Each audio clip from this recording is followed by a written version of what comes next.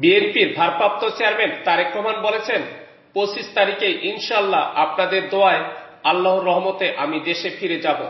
কিন্তু এইখানে উপস্থিত প্রত্যেকটি মানুষের কাছে আমার অনুরোধ, আপনারা সেদিন কেউ দয়া করে কেউ এয়ারপোর্টে যাবেন না। কারণ এয়ারপোর্টে গেলে একটা হট্টগোল তৈরি হবে এবং মানুষ জানবে এরা সব বাংলাদেশি। দেশের সুনাম নষ্ট হবে, দলের সুনাম নষ্ট হবে।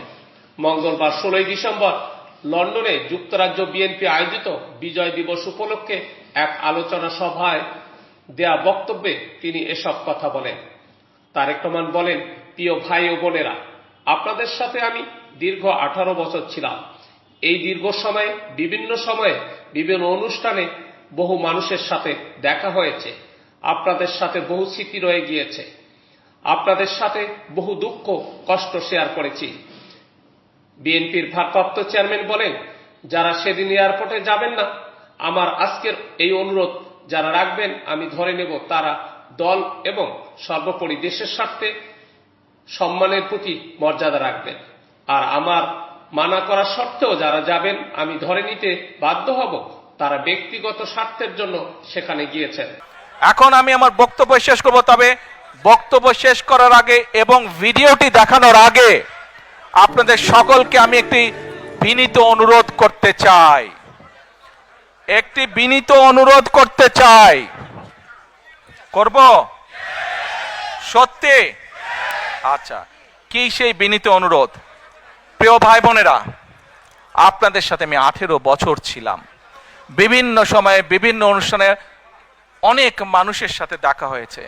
আপনাদের সাথে বহু স্মৃতি আমার রয়ে গিয়েছে। আপনাদের সাথে বহু দুঃখ কষ্ট আমি শেয়ার করেছি। আপনারা বিভিন্ন সময় আমার বক্তব্যের শুরুতেই বলেছি, যুক্তরাজ্য সহ বিভিন্ন দেশের প্রবাসী, বিশেষ করে যারা জাতীয়তাবাদী বাংলাদেশি জাতীয়তাবাদের রাজনীতিতে বিশ্বাস করেন, আপনারা বহু মানুষ বিভিন্ন সময় আমার পরিবারের দলের বিপদের সময় আমাকে মানসিকভাবে সাহস দিয়েছেন, সহযোগিতা করেছেন, সমর্থন জুগিয়েছেন। আজকে বিশেষ করে লন্ডনে যারা আছেন, বিশেষ করে তোমরা যারা ইয়াং আছো, ছবি তোলার জন্য পাগল হয়ে যাচ্ছ, প্রত্যেকের কাছে আমার একটি অনুরোধ, 25 তারিখে ইনশাআল্লাহ আপনাদের দয়া আল্লাহর রহমতে আমি দেশে ফিরে যাব। কিন্তু এখানে উপস্থিত, এই ঘরে উপস্থিত প্রত্যেকটি মানুষের কাছে আমার অনুরোধ, দয়া করে কেউ আপনারা এয়ারপোর্টে সেদিন যাবেন না। দয়া করে কেউ আপনারা এয়ারপোর্টে যাবেন না আপনারা।